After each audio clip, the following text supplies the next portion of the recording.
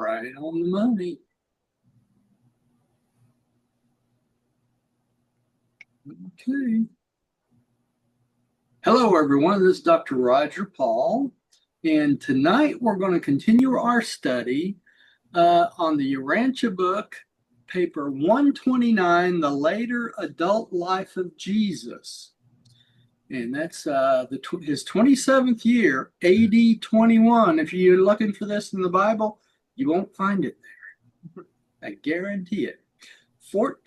This is on page 1419 of the original Urantia book, or paper 12901 for your information at home. And like I said, this information in this paper, none of it can be found in the Bible. So you're wasting your time if you're looking for it there. But you can find it in the Urantia book, which we encourage you to do and read it. It will be very interesting to you. And let's get started here. Let me change the slides so that everybody can see it. There we go. And Diane, will you start out reading tonight? Okay. The latter adult life of Jesus. Jesus had fully and finally separated himself from the management of the domestic affairs of the Nazareth family and from the immediate direction of its individuals.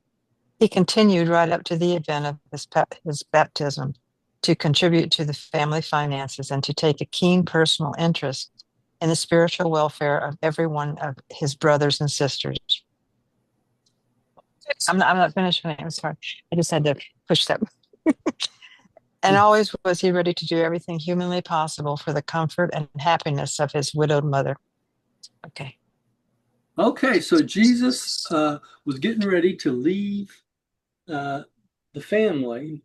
You got it. His house in Nazareth, never to return to live there again. So this is when he actually left the house and started his life on his own. Okay, and this is the couple years before he started his ministry, in which he worked as a boat builder for a while, and he also worked as an interpreter and went to Rome. So that's what this is the start out of all that happened during that period of time. Okay, here and change the slide on mine, and then I'll change the other slide.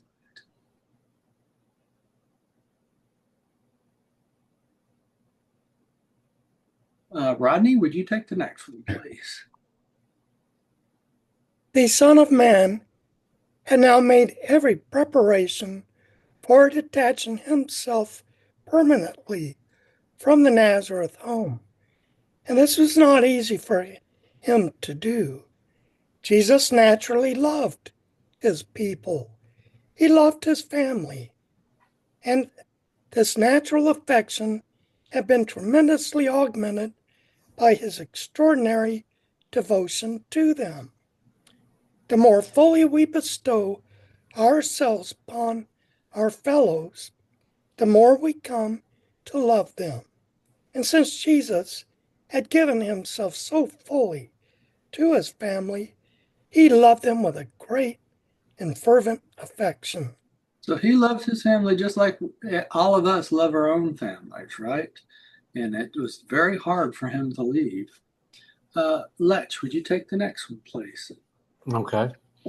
How the family had slowly awakened to the realization that Jesus was making ready to leave them.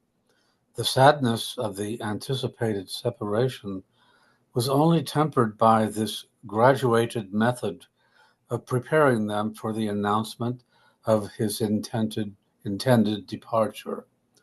For more than 4 years, they discerned that he was planning for this eventual separation. So they knew he was going to leave, so they were preparing themselves slowly for it, right? All right, Jane, would you take the next one, please?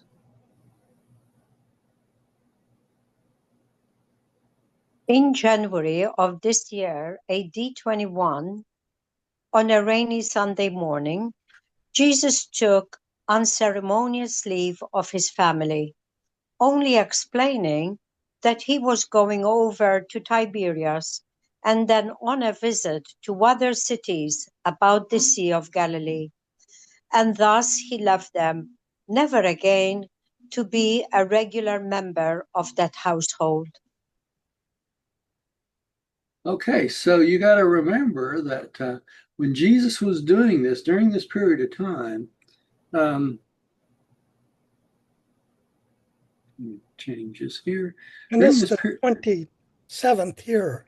yes, and this is the 27th year. Is that right? All right. This is AD 21 too. I wanted to show you all this picture. Can you see that pretty good? Yeah. Very good. Okay, and what I wanted to show you about this, it's hard to see, but it shows Nazareth over here. And then it shows that he left here, and I believe I have another picture here. Let's go up one more. It shows he left Nazareth and then started his tour down from Capernaum all the way down to Sapothelis eventually, I believe it was. And so it shows the dates here on this map too for y'all at home. All right, I have some really interesting pictures on this other on our regular website. When we get down that far, I'll try to show y'all some of the things that Jesus would have seen. All right, let's go on to the next one. I guess I'm up. He spent 1 week at Tiberias, the new city which was soon to succeed Sepphoris as the capital of Galilee. And finding little to interest him, he passed on successively through Magdala and Bethsaida to Capernaum, where he stopped to pay a visit to his father's friend Zebedee. Zebedee's sons were fishermen. He himself was a boat builder. Jesus of Nazareth was an expert in both design and building. He was a master at work with wood, and Zebedee had long known of the skill of the Nazareth craftsmen. For a long time, Zebedee had contemplating making improved boats. He now laid his plans before Jesus and invited the visiting carpenter to join him in the enterprise, and Jesus readily consented. So many people don't know this, but Jesus was a boat builder during this period of time. And this is how he made money, which the father Zebedee saved over a period of time that paid for a house for Mary later on.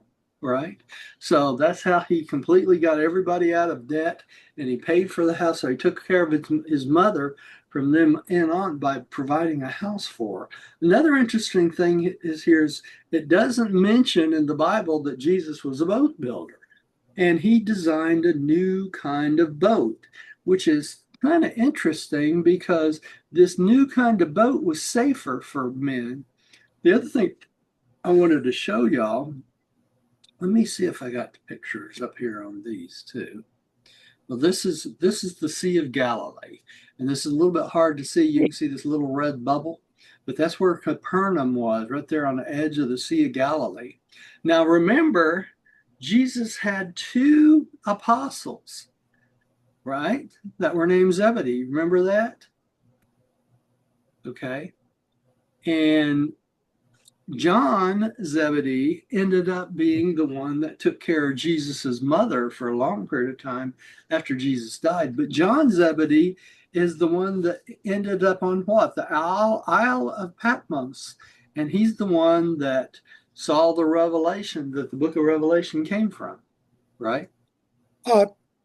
Roger, while you have this map up, Yeah. where is the part that he fed the 5,000? Do you know? I don't know off the top of my head. I think might I be thought it was northeast of the Sea of Galilee. Capernaum. Yeah, I think it was too. But I don't remember. I don't remember off the top of my head exactly where it was, though. I didn't realize Bethsaida was up there. I thought it was closer to Capernaum. Yeah, it is. All right, this is some pictures. Let me go over here to the actual website, because on the actual website, our website, it not only has pictures, it has the descriptions of them. All right. And let me go. This is, yeah, you can see it much better on the other. Let me share this with y'all and see if I can't show y'all a better picture.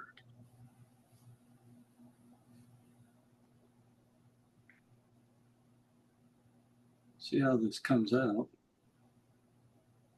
See it a little bit bigger there? Yeah. It is. Okay, and you can Much see better. that, you can see Capernaum right there on the edge, and Bethsaida is right here. Interesting. You see that, Rodney? Yep. Okay, and that is, I think that's close to where he fed the 5,000. It must be. Yeah. All right. This is the remains of Capernaum, where he had the boat shop. Y'all remember the story about the boat shop we just talked about? And that's the ruins of it. And this is the synagogue of of Capernaum. The ruins of and this is what's, according to tradition, is Peter's house. Oh. Peter the apostle. Okay. Poor guy. And there's another picture of it. And that is very close to Capernaum, isn't it? The Yeah. house of the... Yeah. Yeah. I've been there a couple of times. I've seen all these sites. Really? Oh. Yeah, and Nazareth too. That's interesting. That is interesting. I went Okay. twice. First on my own, and then I went with my husband. As you know, we married later. And he had Okay. never been. And I said, well, we need to make that trip. Yeah. That's cool. Okay. Before I stop showing you these pictures and go back to the slides, I wanted to show you this boat. You see this boat? This is ruins of a 2,000-year-old boat, which was been during the time of Jesus. So Jesus may have made this boat. That's the whole point. Yeah. And we'll Yes. go back up to the paragraphs here in a minute. And Roger, is that Yes. boat, does it have the same form? Like it's very intricate and it's all interwoven with each other, right? Yeah, and that's why they We think it are- may have been the design that Jesus made. Yes, but it was also, I think, the Ark of Noah. The boat, was it Noah with the flood? Yeah, but we got to remember that is a myth, right? Oh, that's a Noah, myth. yeah, Noah made boats and put all of his animals on it every time the river would flood, and that's how the whole legend of Noah's Ark came Okay. about. Okay. So that never happened, that flood like that, and saving the No, people. not that Okay. killed all the people. Okay. No, there was Jesus, never.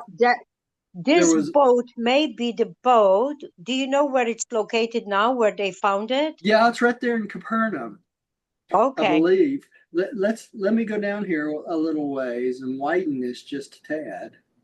Can y'all still see that? Yes. Okay. Let me see if I can widen this till we can get all of it. So did this boat witness the events sweeping over the Sea of Galilee in Jesus' time? Is this the boat that bore the Nazarene and his disciples to the surrounding villages to preach the gospel to the people? Perhaps this was an ordinary fisherman's craft which was converted for use in battle in the first great century Jewish rebellion against the Romans. Or was it simply a fishing boat that plied the waters in quest of daily catch until it was scuttled and abandoned on the shores? And now the other interesting part about this is it was made by the steaming methods that Jesus came up with during his time building boats. So Jesus taught them how to steam the wood, to bend the wood to stay in a bent position, which made it safer. Okay? That's why they think it may have been a boat that Jesus may have made himself, which is kind of interesting, right? I did that myself in Alaska. Yeah. building my dog sled, Uh-huh. I had to steam Steam the the wood for wood the runner and yeah. front of it That is so cool. to bend it. And it's got some other information about the boat and stuff. You can look it up on our website, Fifth Epical Revelation. I'm not going to go into each and everything because we need to go back up and pick up these last two paragraphs up here. Yeah, steaming wood. You would pull it out from being steamed, and it was like a wet noodle. Yeah, you just move it to the shape you wanted it, couldn't you? Pretty much. Can I make a comment about Jane's Yeah. inquiry about Noah's Ark? Yeah.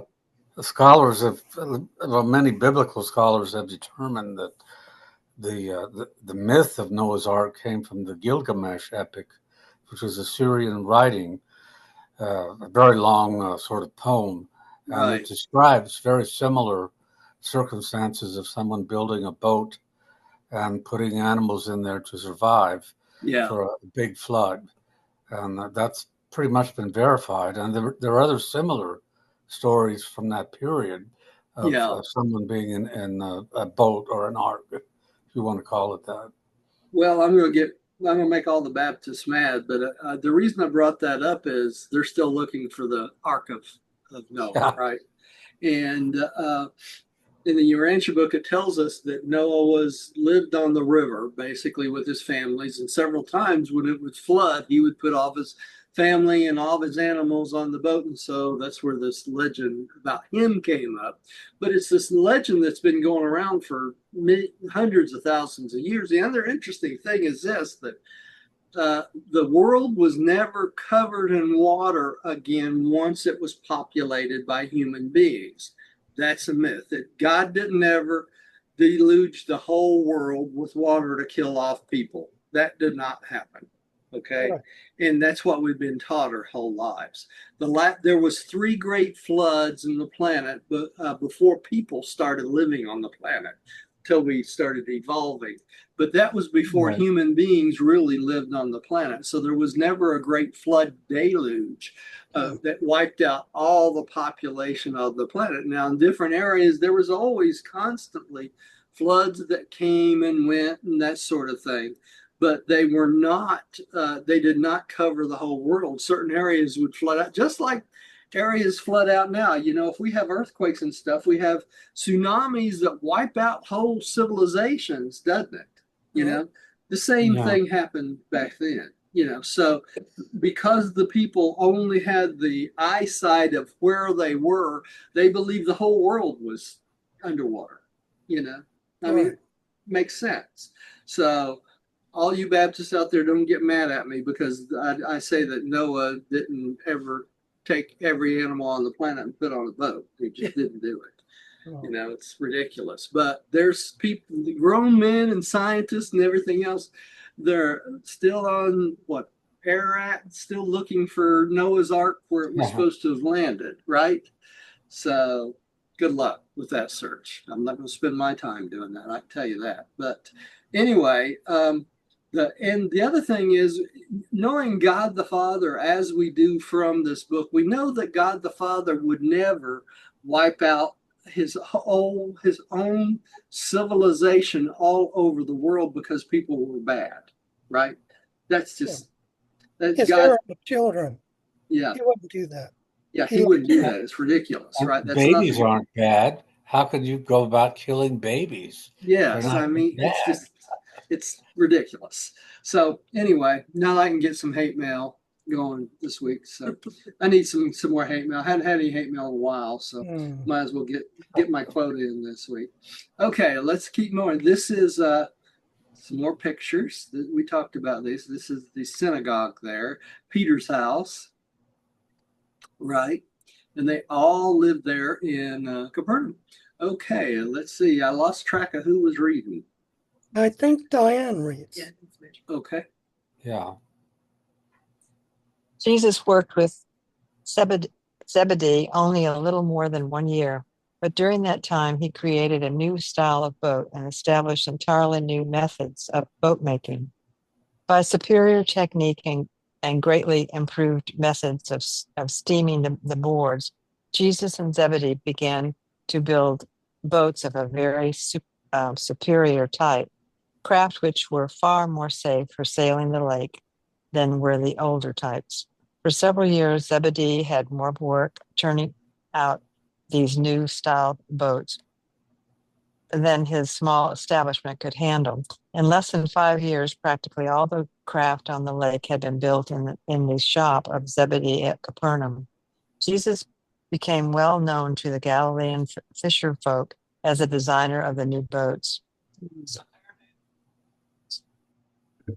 You're muted, Roger. There it is. That's where they tell us that it was Jesus's design of steaming the boards that came up with this new design of boat. And so him and the father Zebedee, the father of the two boys, the younger man Zebedee's, became partners in building these boats. And that's where, as they start selling these boats, and when Jesus decided to leave, because he designed all these boats, Zebedee, the father, felt like he should give half of the proceeds to Jesus. So this is where all this money started accumulating. So they invested this money in properties that they rented out. So this money that Jesus was making, he didn't know he was making, was going to James, his brother, to take care of his mother. Okay, so that's how this works out. So for about a year, he built boats before he decided to leave. So this is where this whole thing about the boat builders come in. And this is not mentioned anywhere in the New Testament, is it? Have you ever found it? I haven't. No, it states that Jesus was a carpenter. Yeah, that's about it, right? All right. And here we go. Who's up next? Rodney, I believe you're up next. Okay. Zebedee was a moderately well-to-do man. His boat building shops were on the lake to the south of Capernaum, and his home was situated down the lake shore near the fishing headquarters of Bethsaida. Jesus lived in the home of Zebedee during the year, and more, he remained at Capernaum.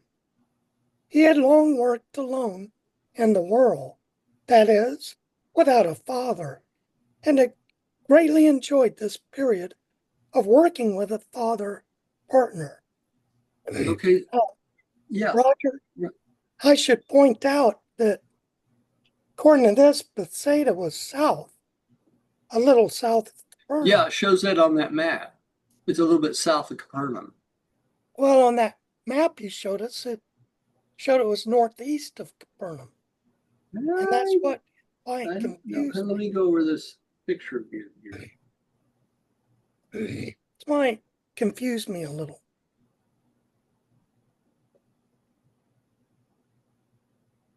It does kind of look a little northeast, doesn't it? Yeah.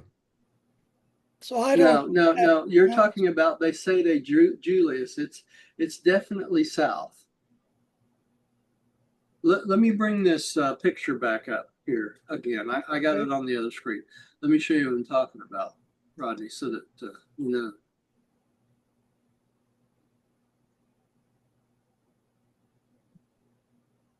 I'll come back up.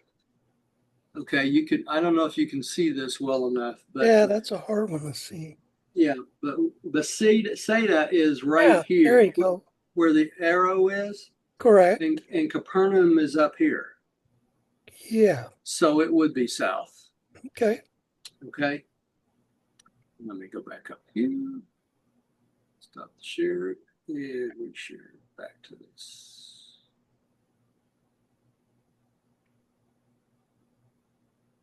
Okay. All right. Did I go down some? I've lost my bearings here. Oh, no, I'm fine. This is the boat in the slides that shows the boat types that Jesus built. There are the curved boards that they steamed. All right. And then that's the mystery of the boats themselves. And there's another picture. And this is about the rebellion during the Roman times. And here's another picture of the type of boards and stuff.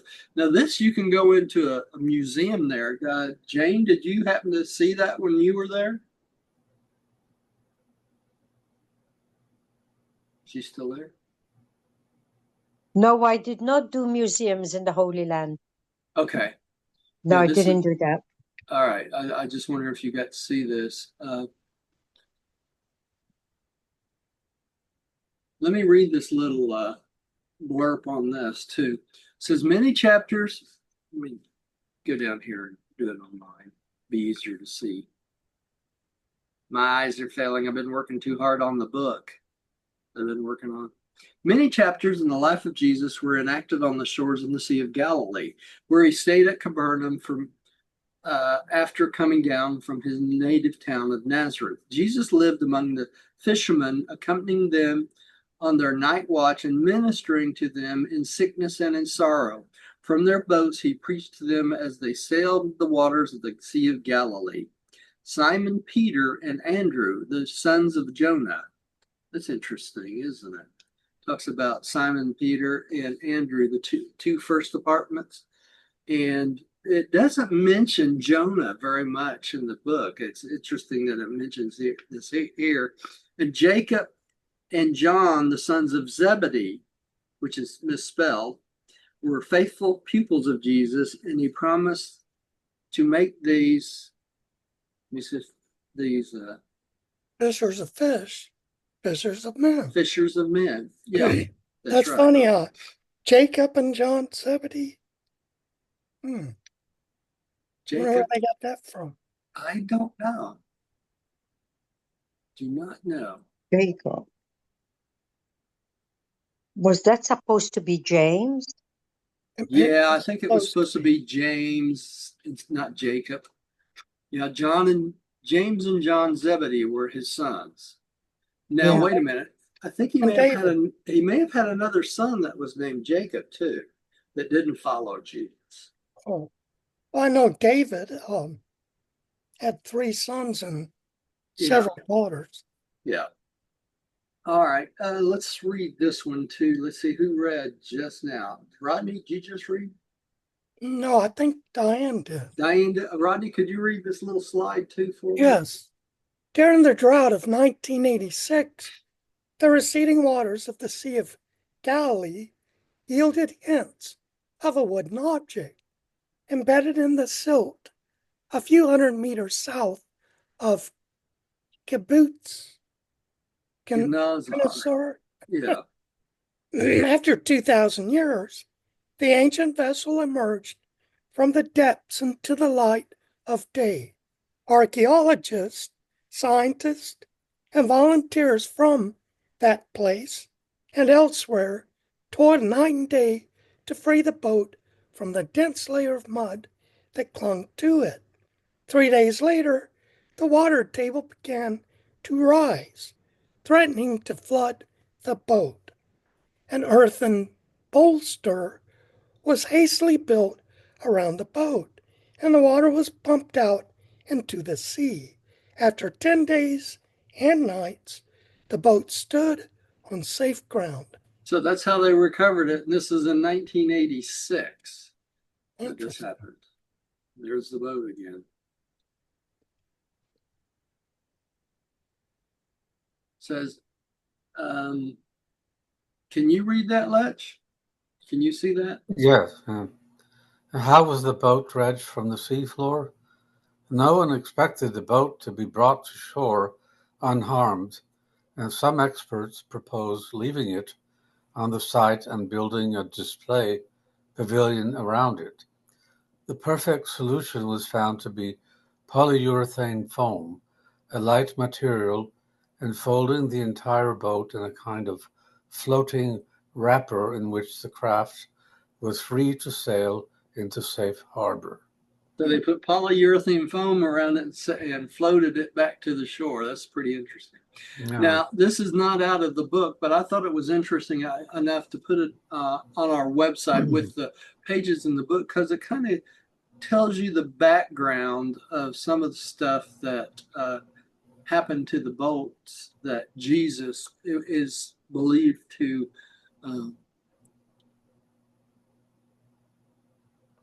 build. That's why I included this in with this. Jane, would you take the next one, please? Zebedee's wife, Salome, was a relative of Annas, one time high priest at Jerusalem and still the most influential of the Sadducean group, having been deposed only 8 years previously. Salome became a great admirer of Jesus. She loved him as she loved her own sons, James, John, and David, while her 4 daughters looked upon Jesus as their elder brother. Jesus often went out fishing with James, John, and David, and they learned that he was an experienced fisherman as well as an expert boat builder. Okay, so there's the brothers, James, John, and David Zebedee, right? Okay. The other thing I want to point out about this paragraph is Salome became a believer in Jesus, and yet, do y'all remember who Annas was? Anybody remember? Huh? Yeah, he was the highest priest. He's the one that, and the Romans, the Roman leaders would come to. He spoke for the Jews. Yeah, and it was because of him that Jesus was crucified. Remember that? The high priest. Okay, because he was the high priest. Sanhedrin. Huh? In the Sanhedrin? In the Sanhedrin. And he was part of the Sadducean group who was totally against Jesus. Okay. And so, Roger, yeah. does it say somewhere in the book where Jesus said to him, didn't I know you? Didn't we spend time together? He did. Oh, he did. He reminded him when he lived in Capernaum that they spent much time together along with his wife Salome, right? And so it's interesting. I believe it says in the book during the crucifixion time that she told Annas over and over again not to have anything to do with Jesus because she believed in him. And she thought if he was going to do anything bad to him, that he would pay the price of it. So it's interesting how the husband was the cause of Jesus's death and the wife believed in him even back then. So you just never know how things work out in life, right? Life is strange. Okay, let's move on. I guess I'm up. All this year, Jesus sent money each month to James. He returned to Nazareth in October to attend Martha's wedding, and he was not again in Nazareth for over 2 years. When he returned shortly before the double wedding of Simon and Jude, okay, another double wedding. All right, so he was gone for 2 years. During that 2 years, all this money was building up from his boats, right? Okay, Diane.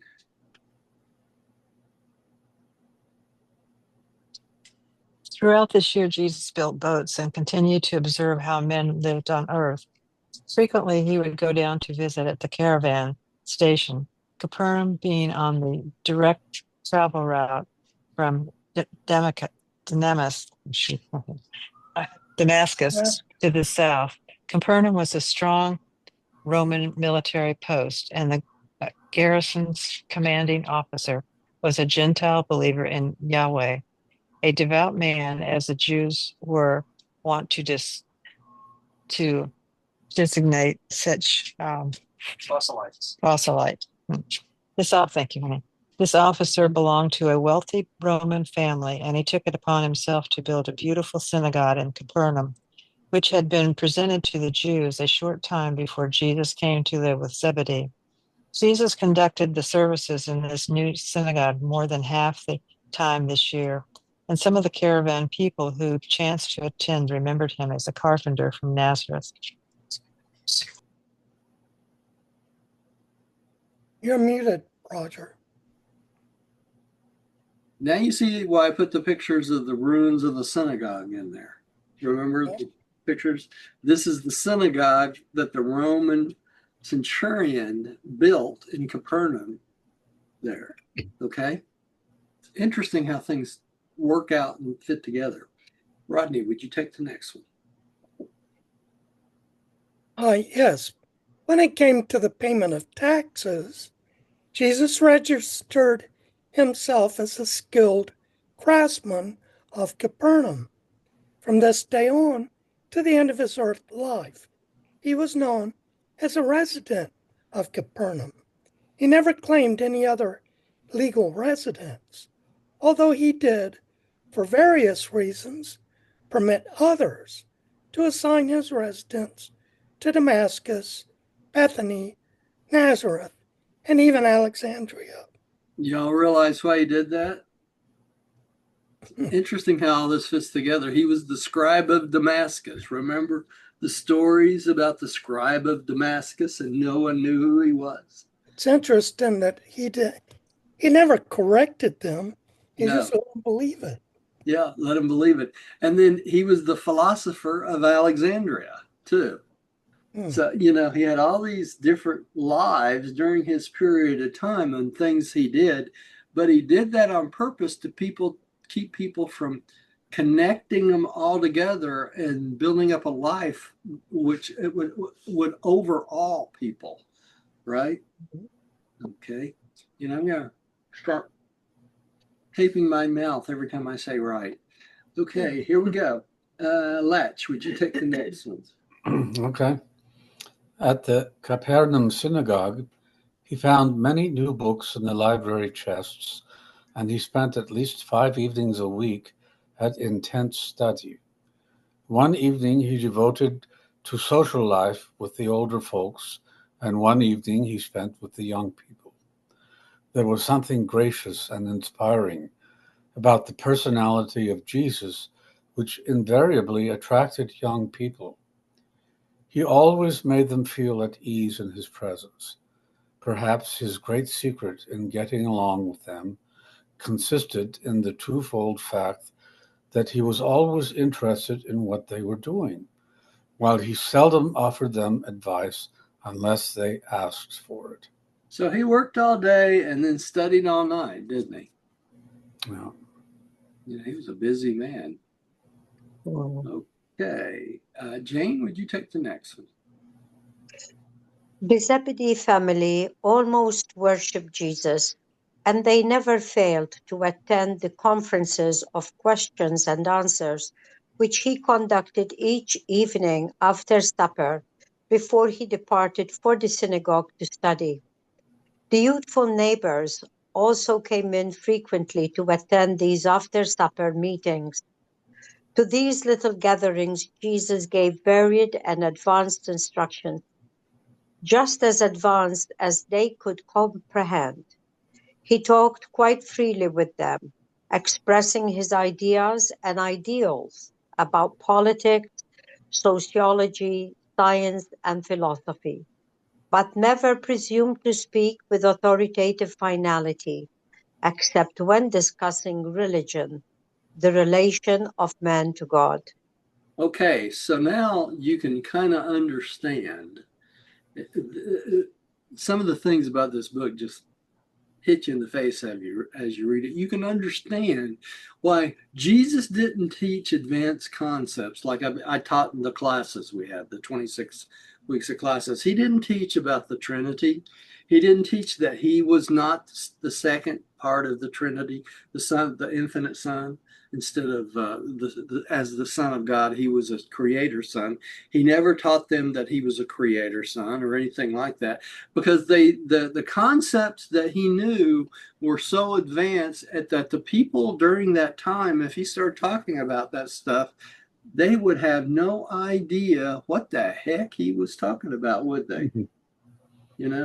So it makes sense that he didn't talk a lot about this. So we had to wait until 1934 when we were given a revelation.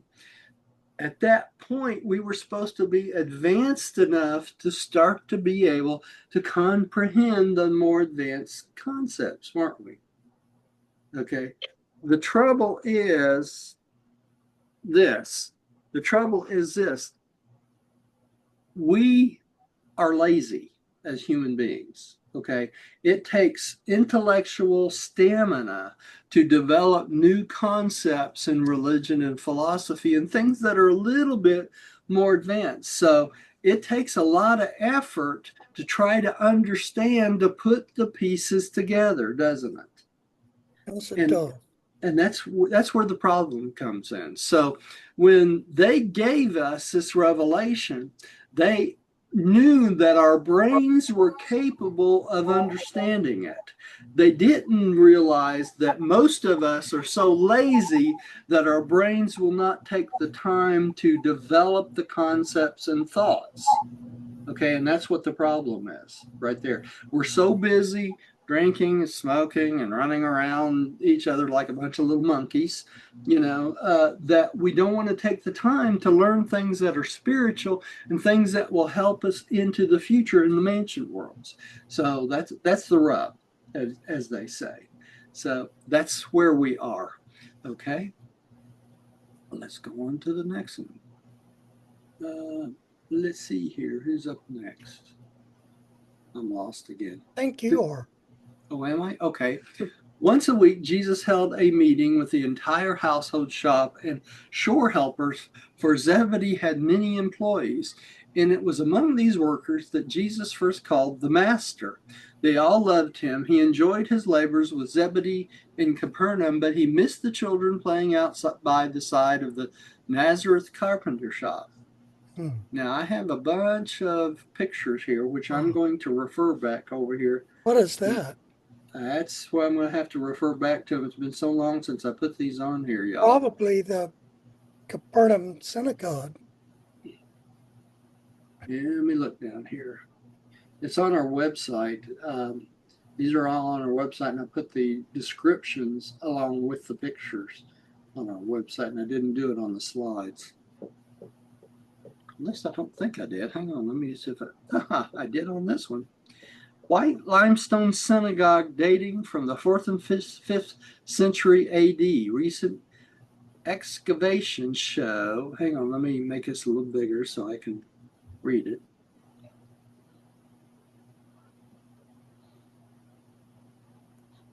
Black basalt synagogue built during the first half of the 1st century, but only the foundation walls and other fragments below the white synagogue. So that's a white synagogue. You were right, Rodney. And this is more of the same synagogue. Oh, sorry, y'all. I'm changing mine. Forgot to change yours. There you go. All right. This is more of the synagogue. It's even got, you'll notice on the post here, it's got inscriptions on it. I guess that's how they know what it is. Okay, let me go down to this one. Yeah. Let me go down to the next one. And this is another picture of the synagogue post, I believe. Let me go down here to my descriptions of these. White limestone synagogue dating to the 4th and 5th. It's the same synagogue. And so is the next picture. Oops, went too far. Let me go back up one. Kind of ornate, weren't they? Very. Yeah. Pretty cool. And here's another picture from, this was inside the synagogue because that's the outside wall. Mm-hmm. And there's another of the outside wall. And Jane's going to be bored. She's seen all these probably. No, I'm enjoying them. It's good memory. Yeah. I have short-term memory loss now, like I lose memory. Yeah. I don't remember what I had for breakfast anymore. Same here. Yeah. Okay. More of the synagogue. Okay. This next one is different, though, I believe. It's got a plaque on it. Let's see if I can find it here. This says, inscription says, Alphaeus, son of Zebedee, the son of John, made this column. Maybe it was made for him for a blessing. We don't know if it's the same Zebedees or not. You know, it may have been misspelled. And these are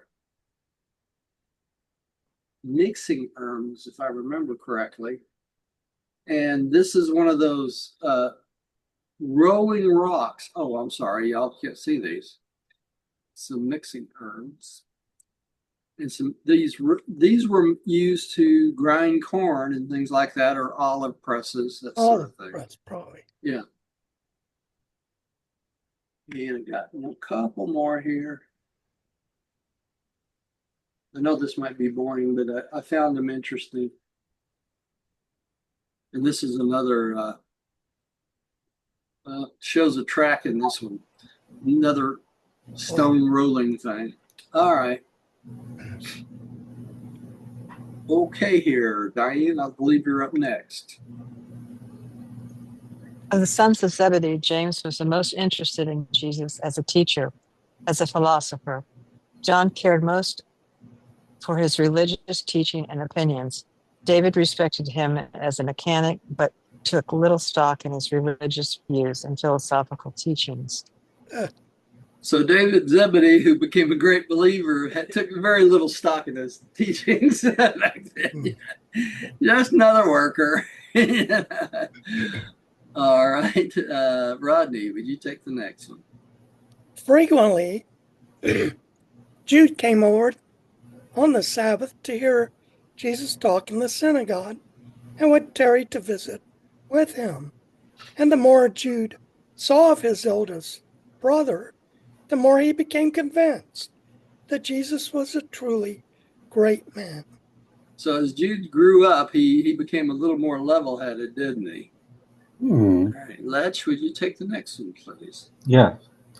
This year, Jesus made great advances in the ascended mastery of his human mind and attained new and high levels of conscious contact with his indwelling thought adjuster. Okay, so Jesus learned how to contact and discuss things with his own thought adjuster. I thought that was kind of interesting. All right. Jane, would you take the next one? This was the last year of his settled life. Never again did Jesus spend the whole year in one place or at one undertaking. The days of his earth pilgrimages were rapidly approaching.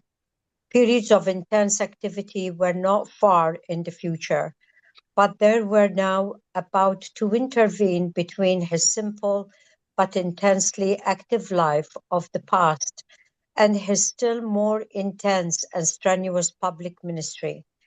A few years of extensive travel and highly diversified personal activity.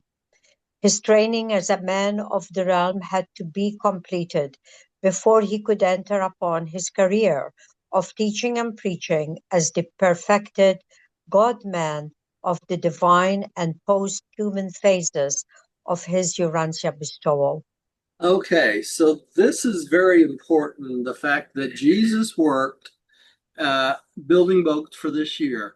And after this year, he stopped doing manual labor type stuff, right? And he started doing more spiritual or more psychological, philosophical things like that could help him build up his personality to prepare him for a teaching son of God. And that took a couple of years. And during that period of time, yeah, that's really what I did, wasn't it? So he went from doing physical labor to do more of a mental labor and preparing himself to do things spiritually in his life to serve God. And it took a couple of years to do that. And during that period of time is when he was an interpreter for a merchant for a couple of years. He went to Rome and did things like that. And during this period of time, he gained experience communicating with a lot of different sorts of people over time. And he did that on purpose so that he could build his character and his personality in preparations for his preaching and teaching before the end of his life. So he was really preparing for his what? his Urantia bestowal for these next couple of years. So this was right before his 28th year. So between his 28th year and the next couple of years is when he was, if you would, he was in his spiritual college. Think about it. Because he was training himself, getting him ready to teach massive amounts of people. And this is right before his 28th year. And I'm going to break here tonight because I don't want to break this up for the next time, because this needs to be taught consecutively together. So let's go to the prayer of acceptance tonight. Anybody have any questions about this period of time of Jesus or anything? No, I'm Anything? good. No, what stands out from what you explained and what you read, Roger, what stands out to me is like when we were reading about he never corrected anybody. He was never, even when he spoke to them, he didn't make it final, you know? No, he And didn't. he waited He didn't for debate people. with them either, right, Jane? He didn't Yeah. debate at all. Right. And he didn't, he waited for people to ask him questions. Yes. And then when he's in ministry, then he changes completely. He's very authoritative. And he's speaking with authority. And he went from ask your questions of me and I'll tell you the answers to this is the way it is. This is what you need to know. Correct. Yeah. Right. That stands out. Yeah. Yeah. And that was his training. This is one of the reasons he became an interpreter for a couple of years and went to Rome and things like that, because he needed the experience of interacting with different types of people other than just the Jews. Okay. So he needs to interact with all types of people. So when he's teaching, he teaches in such a way that it's just not for the Jewish people. It's for everyone that could hear his voice, really. Yep. Beautiful. Yeah, it really is. All right, let's do the prayer of acceptance for tonight. I think I'll say it for tonight. I haven't done it for a while. Prayer of acceptance. I believe that God is my paradise Father, and that only by faith am I saved. No sacrifice is necessary. By the same faith, I became a child of God, and know that all men and women are my brothers and sisters. We know the Son of God, the sovereign of our universe of Nebadon, is Christ Michael, Jesus of Nazareth. By allowing the will of God to become my will, I will someday stand in the presence of the paradise Father. In the name of Christ Michael, Jesus of Nazareth. Amen. Amen. Amen.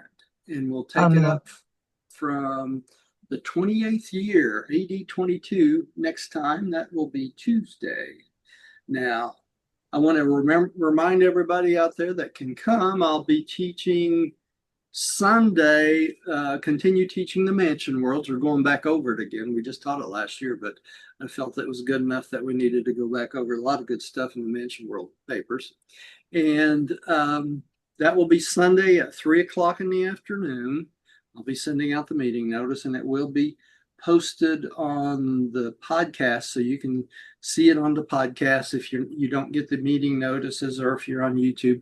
And I want to impress everyone to go out and subscribe on YouTube for me. I'm trying to build up my membership to at least 500 on YouTube. We've been out there about 14, 15 years now, and we still haven't reached 500 now. We've got 800 and something on Facebook, and not on YouTube. So all y'all out in Facebook, go over to YouTube and subscribe there too. So get the membership up a little bit. All right. And thank you all for coming. We love you. Hope you'll come see us Sunday. And we'll continue on here Tuesday. You're welcome, y'all. Love you guys. Y'all have a good weekend. And if I may see some of you Sunday, you can make it. All right. Okay. Let me stop the live stream first.